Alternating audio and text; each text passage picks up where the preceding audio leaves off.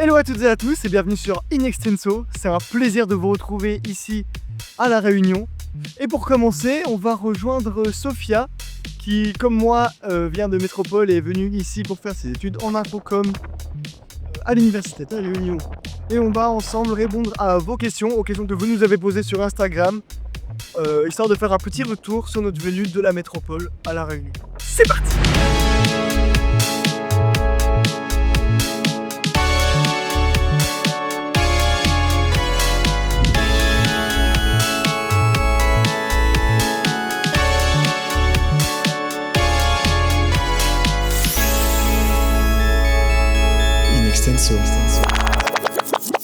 Salut Sophia, bienvenue sur In Extenso. Est-ce que tu veux bien te présenter rapidement comme font d'habitude nos invités? Je m'appelle Sophia, j'ai 20 ans, bientôt 21 et je viens de Paris. Je suis là pour la licence Infocom en première année et j'ai choisi cette île parce que ça me plaît particulièrement et la culture est très intéressante ici. La première question que vous nous avez posée c'est: tu as pris quoi comme branche? Bon bah alors tu as répondu. Moi je suis en infocom aussi, information et communication, donc voilà, qui forme au métier de la communication et du journalisme au sens assez large. Et voilà, ouais. Alors, y a-t-il une grosse différence dans l'organisation des études à La Réunion et en métropole? Moi j'ai fait 3 ans de licence parce que j'ai redoublé ma deuxième année et j'étais en économie. Et au niveau de l'organisation des études, il n'y a pas trop de différence. C'est vraiment, on est livré à nous-mêmes, c'est l'université, donc il faut se débrouiller seul. On a des cours qui sont dispensés en amphithéâtre et en groupe de TD, mais globalement, il faut se débrouiller tout seul. Il faut travailler en plus. C'est pareil dans le sens où c'est une université, on reste en France en fait, ça reste le système la même, français. C'est pareil, oui. As-tu eu un choc culturel ou une différence de culture qui t'a étonné? Bon, on a déjà répondu. Mais pour répondre au niveau culturel, je trouve que ici, c'est plus prononcé qu'en France. Par exemple, en France, on a plein de régions, type Bretagne, Normandie, où ils ont leur culture.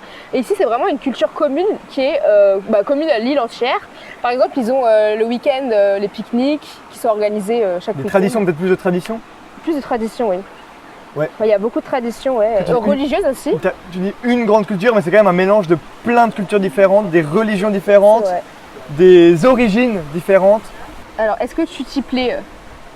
Alors, oui, ça fait 2 mois que je suis là, mais vraiment, oui, vraiment, je regrette pas du tout d'être venu et je m'y plais, ouais, bien sûr, je m'y plais, ouais. Et toi, est-ce que tu t'y plais? Pareil, oui, bien évidemment. Par rapport à Paris, il y a une grosse différence, donc je m'y plais et j'ai envie de rester longtemps. D'ailleurs, je voulais te demander, c'est quoi qui t'a fait venir ici? Pourquoi tu t'es dit, vas-y, je me casse à La Réunion? Alors, j'en pouvais plus de Paris, voilà. Je sais pas si vous êtes d'accord avec moi, mais Paris, c'est embouteillage, gens qui puent dans les métros. Oh, les embouteillages! C'est pareil ici, mais voilà, les métros bondés, les transports bondés, les gens aigris, les gens fatigués de la vie parce qu'ils travaillent, le rythme il est fatigant. Donc voilà, je voulais prendre le temps de vivre vraiment ma vie enfin. Et je me suis dit, pourquoi pas La Réunion? Parce que vraiment, c'est une île incroyable. Ouais, et je regrette pas du tout d'être venue. Voilà. Alors, qu'est-ce qui te manque? Qu'est-ce qui me manque? Beaucoup de choses. Plein de choses. Déjà, j'avais fait le passage de la Suisse à la Bretagne, donc il y a des choses en commun. L'internat me manque, et tous mes amis qui vont avec, ma copine, ma famille, mais pareil pour la Suisse. En même temps, je m'habitue, vu que j'ai déjà fait le chemin de un autre côté, ça me manque, mais c'est moins... Au début, quand je suis arrivé en Bretagne, il y avait des moments où j'avais besoin d'aller en Suisse, quoi, parce que ça me manquait trop. Là, je me suis quand même habitué à ça et du coup, même si... Bon, ça fait que 2 mois que je suis là, il y aura peut-être des phases comme ça, c'est normal et ça fait partie du truc et voilà. Mais et c'est ça qui est intéressant aussi, ça nous apprend aussi sur nous. Mais du coup, oui, la vie que j'avais là-bas, que ce soit la Bretagne ou la Suisse, me manque. Bon, là, je suis pas très dépaysé de la Bretagne, là, tout de suite. Mais je me manque, mais ça va, ça fait partie du truc et c'est ok comme ça. Toi, il y a des trucs qui te manquent? Ma famille et mes amis aussi. Mais honnêtement, pour l'instant, je ne ressens pas trop le manque parce que ça fait quand même que 2 mois qu'on est là. Et je me dis, au fur et à mesure du temps, peut-être que oui, je vais ressentir le manque. Mais pour l'instant, ça va. Je suis tranquille. Est-ce que ce voyage, il t'apprend des choses sur ta personne, sur toi? Est-ce que ça change des trucs en toi? Est-ce que ça te fait apparaître des choses? Je me rends compte que ma personnalité, que j'avais cachée pendant trop longtemps, elle ressort enfin ici. Ah, c'est bien ça. Je l'avais depuis très longtemps. Mais ici, j'ai l'impression qu'elle est décuplée et que je suis enfin moi-même, j'arrive à me libérer et je suis tranquille. Je sais pas si c'est l'effet de la nature, Mère Nature est avec moi, mais en tout cas, je me sens bien. Je sais pas, je me sens posée, en détente, je suis tranquille. Voilà. Ouais. Bah moi, un truc qui est en commun quand je suis venu en Bretagne, quand j'ai fait aussi l'autre changement, hein, il y a quand même des choses que je retrouve. Il y a des similitudes, c'est totalement différent, c'est pas du tout le même trip, hein, mais il y a des similitudes. Le fait d'être obligé de lâcher sur tout globalement, parce que de toute façon, t'es plus là-bas, tu recommences un nouveau truc, ça supprime pas ce qu'il y a eu avant, ça existe toujours et ça existera toujours, mais tu lâches et puis voilà, tu vis ta vie et ça, je kiffe. Et du coup, ouais, bah bien sûr, ça apprend des trucs sur soi-même, sur comment on est, parce qu'on refait tout le processus de socialisation à chaque fois et tout, donc on voit comment on est. Ça, ouais. On peut influencer sur comment on est aussi un peu nous-mêmes, mais en même temps en étant plus soi-même aussi, je suis d'accord avec ça, c'est pareil pour moi. Oui, bon, c'est un peu bizarre ce que je dis peut-être. Non, mais c'est ça, bien résumé. Selon toi, quel impact aura cette expérience sur ton futur? Ah waouh! C'est une grosse question là. Bah des expériences incroyables, c'est déjà le cas maintenant et je me dis mais c'est que le début là en fait et c'est déjà... Même si je partais maintenant ça aurait déjà été un gros truc dans ma vie alors que c'est que le début. Et puis ouais, des souvenirs incroyables, je pense que ça nous construit aussi. Je pense vraiment que ça nous forge. Mais ouais, des souvenirs incroyables et des connaissances plus variées. Des connaissances vraiment, fortes. Vraiment, parce qu'on vit intensément. C'est intense, voilà. C'est vraiment l'île intense, c'est vraiment l'île intense, ça c'est. Elle porte bien son nom. Ah, chips. Mais ouais, c'est incroyable, vraiment. Non, vraiment, bah, c'est dur à dire maintenant, ça peut-être. En 2 mois, on a vécu tellement de choses que je réalise même pas. Et vraiment, je crois que je réaliserai jamais tout ce qui s'est passé en 2 mois. Moi, je pense que ça va me rendre meilleur. Putain, je me prends pour une oxtag ou quoi? Non, mais vraiment, je dis ça pour de vrai. Nous sommes de nouvelles personnes. Dans 3 ans, nous reviendrons changer. Voilà. Peut-être en mieux, j'espère. Avec de nouvelles connaissances, de nouvelles compétences aussi. Sportives, parce qu'on fait beaucoup de randonnées. Et connaissances pas forcément théoriques, hein, mais sur la vie, sur nous. La vie, ça nous apprend tellement de choses. Mais je veux juste dire que on s'est installé, il faisait grand beau, hein. Il y avait le soleil. Ah ouais. Mais ici, il y a les microclimats, donc tout va bien, c'est normal. Voilà. Il peut pleuvoir et juste après, grand soleil. Hein. C'est normal. Comment gères-tu la solitude lorsque tu débarques sur l'île sans connaître personne au départ? Ça, la question, elle est vraiment drôle parce qu'on se l'est posé tellement de fois. Non, mais pour vous répondre sérieusement, moi, c'était vraiment ma hantise de venir seule parce que je déteste être seule. J'ai toujours eu des amis, j'ai toujours été entourée de ma famille. Bon, la dernière année, c'était compliqué, je me sentais un peu plus seule. Du coup, j'ai vraiment eu ce côté solitude très présent dans ma vie et je me suis habituée. Et en fait, je me suis dit, bah, franchement, ça fait 1 an, t'es toute seule. Qui t'empêche de partir encore seule? Tu vis seule depuis 1 an, repars seule. Ce qui va changer, c'est vraiment de découvrir un endroit que je connais pas et d'avoir la peur qu'il m'arrive quelque chose, tu vois, un accident, quelque chose de grave, qu'on me séquestre. Ce qui l'anime dans la vie, c'est la peur d'un accident. Voilà, c'est ça qui me fait peur. Mais sinon, j'avais vraiment cette curiosité d'aller découvrir le monde, depuis toujours, hein, mais là, ouais, c'était quelque chose qui m'a vraiment poussée à partir. C'est le meilleur moment de notre vie pour le faire. Oui. Et puis oui, bah, on est jeunes, donc il faut profiter maintenant. Après, on aura des gosses, on sera mariés. Oui, on pourra plus bouger, merde. On sera sédentaire. Bah, c'est vrai, perso, si je réponds aussi, au début, c'est vrai que c'est un peu difficile. Il y a eu quand même le premier mois a été un petit peu dur quand même. Après, je vous ai rencontré et là, tout a changé, mais comme ça.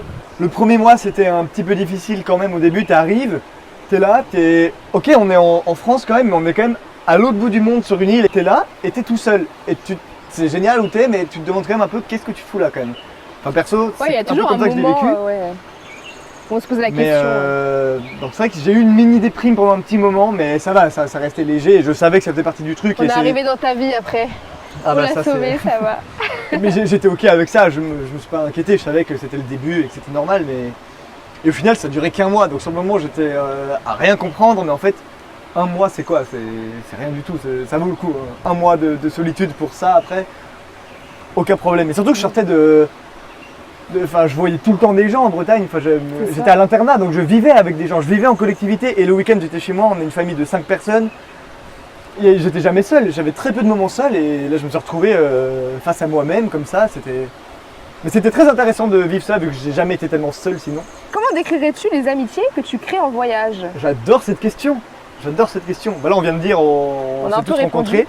Donc là, on est une équipe. Allez, on va montrer un petit extrait de quand on est avec cette équipe. Ouais. Cette équipe, je suis vraiment un vieux. Non, mais vraiment, on est une team super. On fait plein de trucs, on se voit tout le temps, on mange ensemble, on fait des activités, on rigole, mais on arrive quand même à bosser. C'est très très marrant. Et on verra si on se supporte toujours durant les 3 ans. Mais moi, j'ai une question. Vas-y, pose-moi ta question. Pour revenir sur la question de la solitude, ça te fait pas trop bizarre justement d'avoir le contraste entre le début, un mois tout seul, vraiment une expérience incroyable, tout seul sans personne, et maintenant où tu es tout le temps avec nous. Ah, c'était rapide d'un coup. Jour et nuit. Mais je kiffe. Du jour au lendemain. Mais je kiffe. Je kiffe et je regrette rien du tout. Ça va. Ok. Alors. Vraiment, oui, c'est intense le changement, c'est d'un coup tu te prends un peu tout dans la gueule, mais c'est positif quand même. Voilà. Te sens-tu appartenir à un pays en particulier ou comptes-tu bouger dans ta vie? Ou toute ta vie? Ça, j'adore cette question aussi. Parce que ça, c'est aussi un truc que ça m'a appris sur moi-même de bouger autant de la Suisse à la Bretagne que de la Bretagne à ici. Au début, par exemple, je voyais tous les gens qui étaient en mode « Ah, la Suisse, c'est incroyable, la Suisse, la Suisse, ouais. La Suisse », vraiment nationaliste comme ça, et j'étais un peu en mode « Oui, bon, on s'en fout un peu ». Et d'être parti, en fait, j'ai vu la Suisse différemment de l'extérieur et j'ai commencé à m'y attacher. Et pareil à la Bretagne, en fait, j'ai été que 2 ans en Bretagne, mais j'ai construit un truc en 2 ans. Et je m'y attache aussi, hein. Maintenant je me présente, je dis je suis suisse-breton, voilà. Et là je sais très bien que ça va faire la même chose avec la Réunion. C'est assez intéressant et c'est une question qui est encore, qui n'a pas fini d'être élucidée, mais oui, je m'attache à la Suisse, à la Bretagne, tous les endroits par où je passe, je finis par m'y attacher. Je m'attache beaucoup aux gens que je rencontre assez rapidement et assez fortement, aux endroits aussi. Du coup pour l'instant je dis Suisse-Bretagne, peut-être que dans 3 ans je dirai Réunion aussi, peut-être que si je voyage. Enfin, comment vous gérez vos relations à distance? Ah, très bonne question. Je te pose la question en premier, si tu veux répondre. Alors les amitiés, forcément. Alors déjà, quand vous partirez, il y a plein de gens qui vont me dire je viendrai te voir, je viendrai te voir, je viendrai te voir. Il y en a pas tant qui. Enfin, il y en a qui viennent, mais. Genre 5% qui va venir. Beaucoup moins. Parce qu'en fait, quand tu prévois. Et c'est pas méchant, c'est pas du mytho ou quoi, c'est normal en fait. C'est juste. T'es dans le délire avec eux, ils partagent ce moment où t'es pas encore parti, donc c'est comme s'ils étaient un peu dans le délire avec toi. Après quand tu pars, eux ils continuent leur quotidien, et toi t'es dans ton truc, tu vis ton truc, et toi tu penses à eux qui vont venir, mais en fait eux ils vivent leur vie, et puis c'est pas... Il y en a ils viennent, il y en a ils viennent pas, et c'est comme ça aussi. Et bien sûr il y a des gens avec qui tu te perds un peu de vue, tu t'écris de temps en temps, il y en a, on se les écrit mais une fois tous les 6 mois, et c'est cool, ça fait plaisir, et voilà, on n'a plus... Alors que c'est des gens avec qui on était très proches, en classe, par exemple, dans mon ancien lycée en Suisse, il y a des gens avec qui je parle une fois de temps en temps, mais avec qui c'était vraiment une super amitié que j'avais à ce moment-là. Et si on se revoit, ça va être cool, mais ce sera pas comme avant. Mais puis c'est pas grave en fait, parce qu'on a vécu un moment sympa aussi à ce moment-là. Oui. Et d'autres amitiés, si je pense à Garance, Théo, que vous connaissez, qui sont venus sur une Extenso. Il y a des gens, voilà, même si on se parle pas tous les jours, on s'appelle de temps en temps, on s'écrit, et même si des fois pendant 2 mois on se parle pas, en fait, il y a des gens. Ça change rien, l'amitié elle est forte et voilà, et c'est pas pareil. La famille de toute façon on les voit pas forcément tout le temps, donc on les voit de temps en temps, c'est un peu plus espacé, mais en fait ça change rien. Et d'autres gens, et dans la famille c'est pareil, en fait il y a des gens que tu perds de vue, il y a des gens avec qui tu te vois moins, et puis là que tu sois à distance ou... Je pense pour la famille la distance fait pas beaucoup, juste une question de fréquence, mais l'amour familial il reste le même. Il reste, oui. Bon, et pour finir, est-ce que tu as un message à rajouter ? Quelque chose à faire passer aux gens qui nous regardent ou qui nous écoutent en podcast? Voyager, le temps passe vite, très très vite vraiment. Et on n'a pas le temps de se morfondre sur notre vie, sur les aléas de la vie. Ça vient, ça va. On peut être mal un jour et bien le lendemain. Il faut profiter vraiment de l'instant présent parce qu'on ne sait pas ce qui est fait demain. J'en sens que c'est très bateau ce que je suis en train de dire. Merci de partager ton expérience avec ton grand âge. C'est très bateau ce que je suis en train de dire. On dirait des citations sur internet.